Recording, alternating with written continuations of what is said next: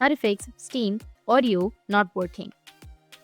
So if you want to fix your Steam Link audio not working, then what you need to do is first you just need simply go with your search on your Windows and then search for Steam. And then you need to just right click on it and then go with open file location. Now select the Steam folder and right click on it.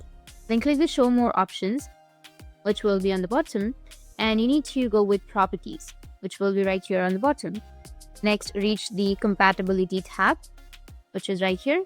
Here, select the run this program option in compatibility mode and choose your window and click on run this program as an administrator.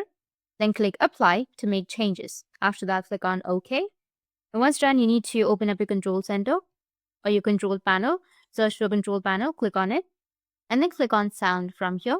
In the pop-up menu, you need to select the playback device to modify its settings.